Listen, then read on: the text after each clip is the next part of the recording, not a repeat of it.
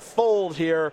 Now, I think you think that Jund is going to win this one, but I'm on the Adam Bowman train. This is a pretty fascinating matchup to me because Jacob's removal spells are either awesome. They range anywhere from awesome to nonsense depending on what the game looks like and what slivers Bowman happens to have in play. His sideboard card's much the same story. I think he's got enough removal and pressure to have a good matchup here, but certainly things can go south for him in a big way. Blackcleave Cliffs is where Baugh will start. For Bowman, no Aether Vial to start things off, just an Overgrown Tomb. We'll see what his second land is going to be. Now, if Jacob is starting with a Blackcleave Cliffs and no discard spell, obviously I think you're assuming Lightning Bolt. But does he want a Lightning Bolt to Mana Sliver? The answer is yes. Now, keep in mind, Bowman did take a mulligan this game. So he's working with one less card. And you can see Bowman's hand is land heavy with Collected Company and a Sinew Sliver. So the Mana Sliver, probably the less valuable of the two. He's got enough mana to work with. I think he was pretty sure that creature was going to die, but he also can't really justify playing nothing there. So there you go. Here's Dark Confidant. That is quite good. That's a basic swamp there from Jacob off of the Bloodstained Mire, brings him down to 19. Goblet Shrine's going to the battlefield untapped. There is Sinew Sliver, as you mentioned. And now we'll head back Jacob Baugh's way. You mentioned Adam is a little bit land heavy. He is. He's got Collected Company and 2 more lands in hand. But you can see he's got a reasonable setup here. He's got a Sedge Sliver in hand, along with Collected Company in land number 4. The issue here is he can't cast a Sedge Sliver, but he at least is trying to set up a line where he Collected Companies and untaps into a Lord. Inquisition of Kozilek was the reveal there for Jacob. See if he has any interest in casting that this turn.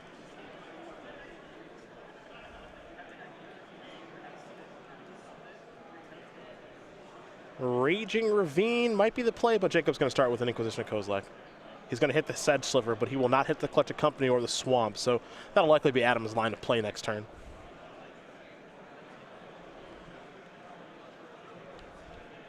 Next up for Jacob, assuming there is a next play. Well, he does have a Seal of Fire in hand. There's Raging Ravine. There is Seal of Fire. Goodbye, Sinew Sliver. Hello, Dark Confidant. Bowman going to fall down to 16. And this is about how you draw it up for Baugh here. And Dark Confidant backed up by a lot of cheap removal. There's line number 4. Yeah, I feel like it's best just to wait. With the Collected Company, the reveal here is a Wooded Foothills for Baugh. He'll draw a card, picked up a, looks like an Overgrown Tomb.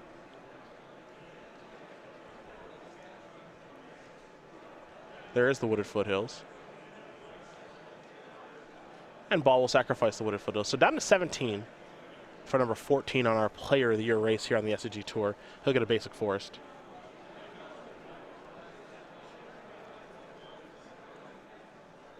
See what comes next here for Jacob.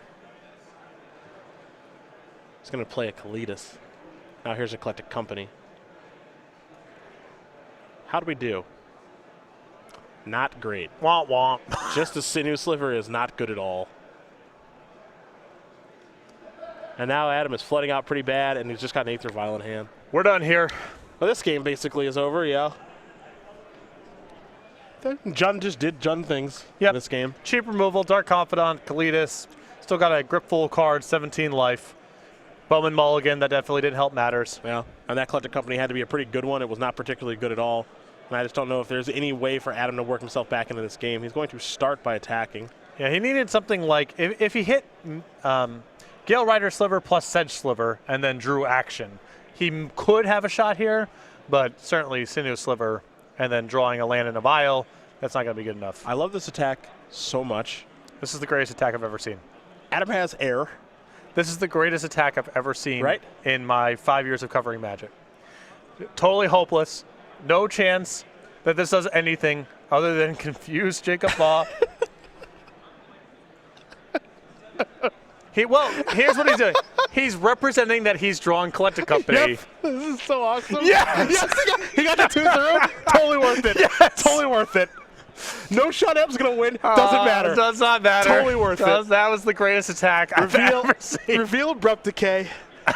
Yeah, just another removal spell. Sure, whatever. Draw Lightning Bolt. Doesn't matter. Yeah. Bowman won this game. Yeah, it doesn't yet. Bowman won. Bowman won. Bowman won this game. I know Andy Ferguson's your guy. Adam Bowman's my guy. Yeah. Adam Bowman's my guy. That was an awesome attack. Right in. I don't care. I don't care. Here comes Kalidas. Dark Confidant hanging out on D. There is a Mutavault back there, of course, which would be a 3-3 because of Sinew Sliver. Also, Baugh is working under the assumption that Collecting Company is the card. Yep. He probably has enough removal in hand to take care of anything that Bowman could reasonably Collecting Company into to keep the Kalidas alive. The same thing is not true of Dark Confidant, so probably just better to hang back for one turn. Now, here's what I hope. I hope that Adam, he has no Collecting Company to cast, but I hope that he draws it this turn now. Yeah. Because like he'll just untap and go, and Jacob like, oh, okay, you didn't have Collective Company. Nice, nice bluff. He drew Sliver Hive. All right, that's not the worst thing I've ever seen. What an attack! Yeah. Oh yeah. I don't know if. Well, I guess. Okay, Abrupt Decay is going to kill that. Fair enough. In response, going to activate Sliver Hive, make a 1/1. Sinew Sliver is going to die. Bowman with just super tight technical play right here. It all matters. Yeah. It might not matter this game, but it all matters. Baugh going to get a zombie, of course, from Kalidas. Baugh wants to make sure he knows exactly what lands are over there. Sliver Hive, Mutavault, all that jazz. Sam Black zombie token in the house.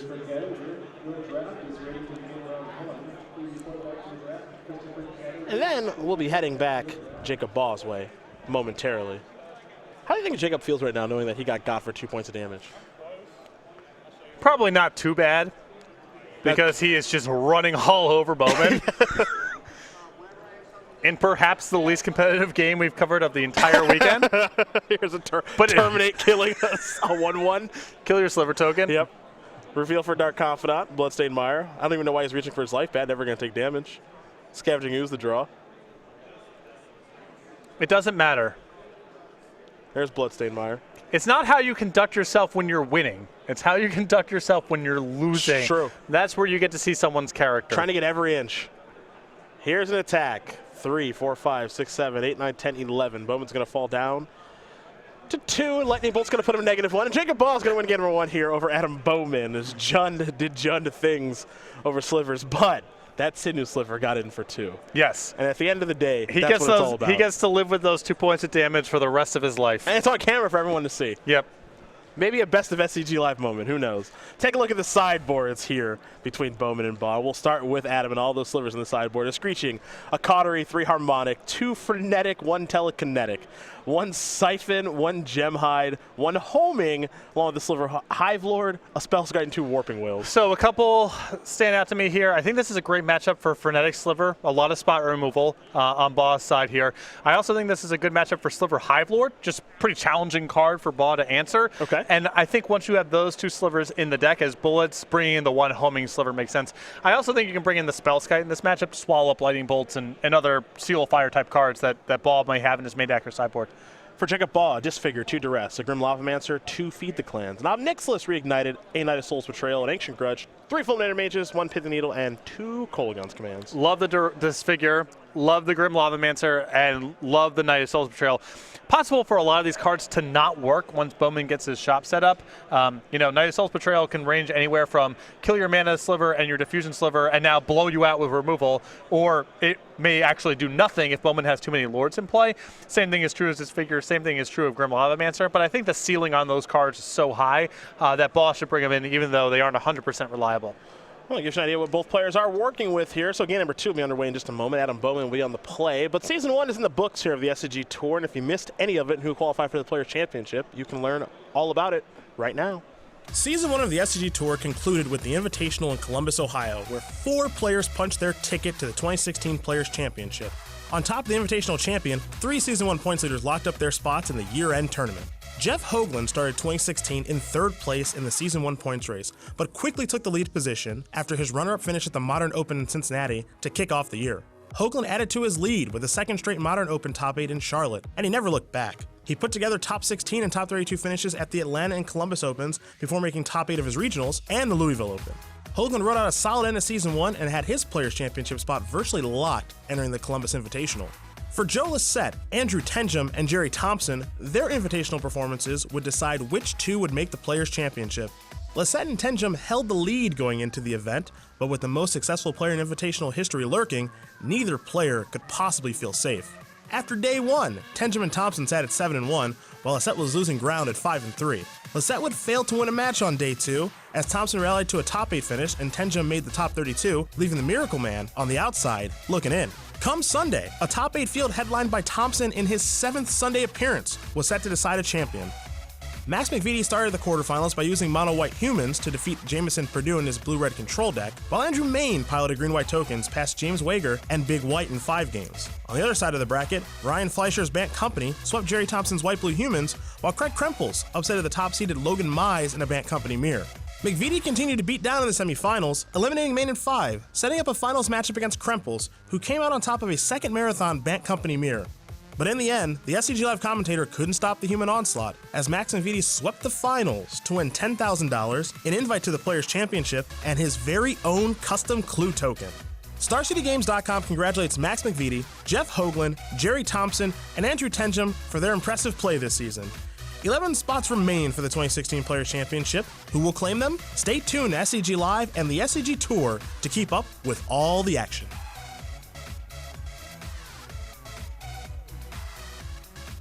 Season 1 was a delight, and we're working our way through season number 2, where we could see Jacob Baugh qualify for the Players' Championship. We know we're going to see him at a lot of events.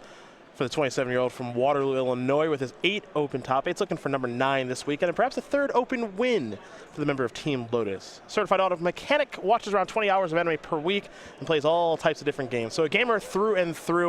One of the nicest guys we get to see on the SCG Tour as well. Yes. I'm a big Jacob Baugh guy. Good guy. Yeah. Just likes to come out, likes the game. We see him at Grand Prix, see him at Open, see him at Invitationals. Illinois is pretty central to be able to get to everything. Not a whole lot of flash, not a whole lot of bluster. No, not at all. Just goes about his business. Plays good Magic, nice guy to play against, nice guy to talk to. I'm guessing a reliable mechanic in his day-to-day life. Yeah, most likely. I can see that. I could use a little fixing up on my car, too, so I might have a little chit-chat. Mm-hmm.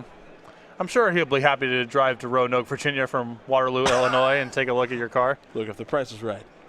He's reliable. And sure. And you can't really put a price tag on a reliable mechanic. You know, Jacob Baugh isn't the kind of mechanic who would try to get you either. Right. That's for sure. He'd be like, hey, here's actually what's wrong with your car, and I'm going to fix it. He probably walks you into the back of the shop and tells you exactly what's happening with your car and what's wrong with it, and you stand there and smile and nod like you have any clue about what he's talking about. Yep. And then a little while later, there's a reasonable bill, and your car's functioning. That's really all I want. Every time I've taken my, it's the worst experience, isn't it? Every time you take your car in, they tell you what's wrong with it, and you're just like, I have no idea what that means. Right. But I believe you. It's basically, it's the same thing when I have to deal with the engineers at work. And I shouldn't say deal with, because the engineers I work with are great. But from my perspective, a mechanic and engineer, what their work is and entails is essentially the same thing as magic, like actual wizardry. Yeah. So I just have to believe whatever they tell. When they tell me that you can't have this for a couple weeks, or these are the issues. Yep. If they're lying to me, I just don't know. Yeah. Because why would you know? Being able to fix a car and being able to pull a rabbit out of thin air, to me, is basically the same. For the way that I engage with the world, it's the same. It's the same thing. If you tell me my brakes are bad, all right. I guess they are. I believe you.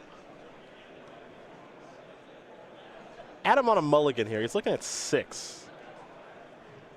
He's going to be looking at 5 in a minute. And this is a really bad matchup for Bowman to be mulliganing. Jun has so much spot removal.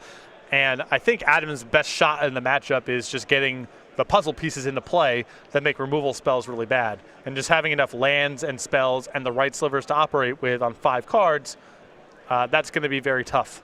Jun is the deck you don't want to mulligan against. Yes. There's I certainly after they've changed the mulligan rule to allow for a scry, I've become a much more aggressive mulliganer. I think, the scry for me is a tipping point of, I ship a lot more 7-card hands than I used to, but Jun is the type of matchup where I still keep a lot of sketchy 7s because their attrition elements are so powerful and so consistent that a lot of matchups against Jun, you mulligan, they trade 1 for 1, and you can feel the extra card the whole time. Yeah. Obzon 2, very similar in that respect. It is very similar. It just always feels like Jund is more punishing than Obzon is. I don't know why, even though it's very similar. See if Adam can find a good 5 to work with here. Everyone at home rooting for Slivers. Everyone's tired of Jund. Not tired of Jacob Baugh, just Jund. But I think it's going to be a tough one here for Adam. He'll scry. I don't mind a Jund. People get to play Magic. Dislike Jund. Games involving Jund, I think, are typically pretty good for coverage. I mean, they're real So games. they're interacting. Things go on. The game isn't over super fast, typically. Yeah. Text boxes matter.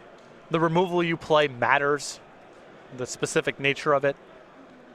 A Mutavault to start here for Adam. For Jacob, just a Blackleaf Cliffs. Likely has a Lightning Bolt at the ready. I mean, don't get me wrong. I would never play Jund in the tournament.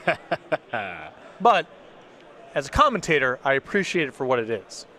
I think Adam's hand is all lands. Okay? It's good against Inquisition. It's true. Maybe get some mulligans back. See if Jacob has a play on turn 2. He does not. Just a stomping ground. Adam will draw. I think he picked up a Blur Sliver. So is it time to go beat downs? Just wait. I like a wait strategy. Yeah. Make him think that you got something really powerful rolled up. Yep. Just keep passing the turn. Overgrown Tomb. Seal of Fire. Verdant Catacombs will be sacrificed here. Bowman's going to fall down to 19. I'm not gonna play Blur Sliver into a very obvious Lightning Bolt for my opponent. Yep. Just wait. I don't know if it's gonna get much better, and when there's a Seal of Fire out there, it's probably not. But You are drawing to Sedge Sliver. yes, And then Sedge Sliver gives you a way to absolutely sure. power through future removal spells. You're also always drawing towards Collected Company. Also true. And you definitely want Blur Sliver back in the hand. You know. There's a Try to set up one of those explosive turns. Now it looks like Bowman's gonna play Sinew Sliver, and this is going to die, obviously. But Here's the play that I like. Fire up Mutavault and attack with Overgrown Tomb and some other land up into the Seal of Fire. Because why not? that sort of represents something or other. Well, he's kind of doing that right now. Sinew Sliver.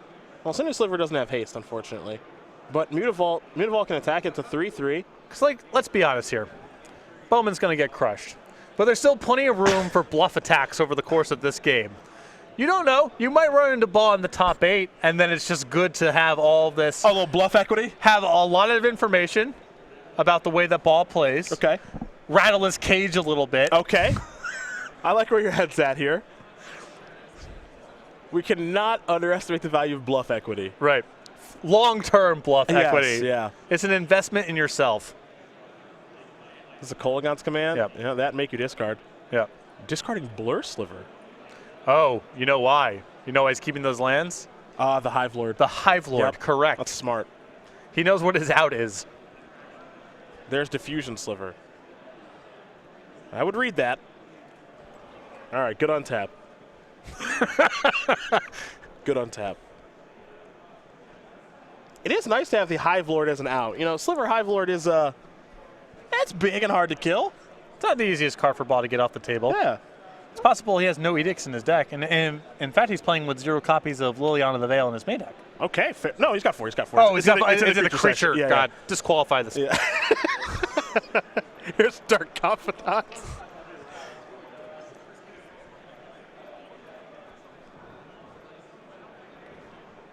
Let's see what we have here. Mana Weft Sliver. Pass the turn. Bolt that. Dark Confidant. Plus an extra card. Raging Ravine.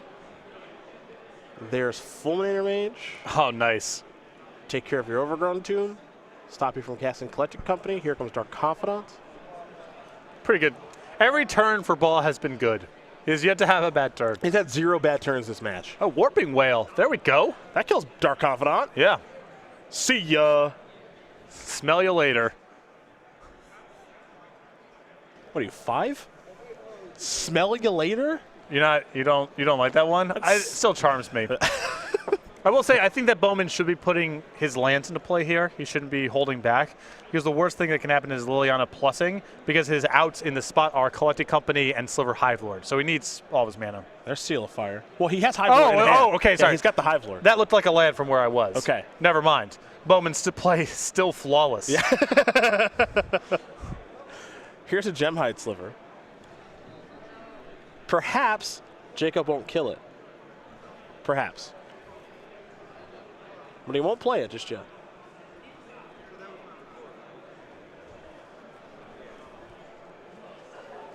We laugh, but like Bowman's actually just played very well. Yes.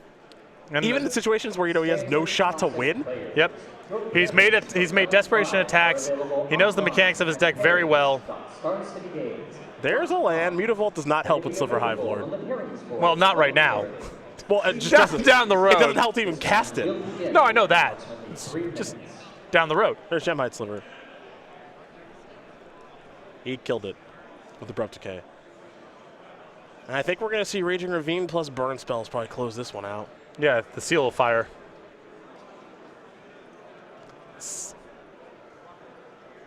Perhaps Tarmogoyf? Yep, Seal of Fire is going to take care of it. And yes, Adam does show the Sliver Hive Lord that he does not get to cast. So Jacob Baugh is going to win this match over Adam Bowman 2-0. John will take care of Slivers. And it looks like Slivers is having a little bit of difficulty here on day number 2 here in Indianapolis. Well, an X and 3, and with what I presume are very good tiebreakers, Bowman still has a good shot here of making the top 8 if he can rip off the final 2 rounds here. Wheels coming off a little bit, but still not out of top 8 contention.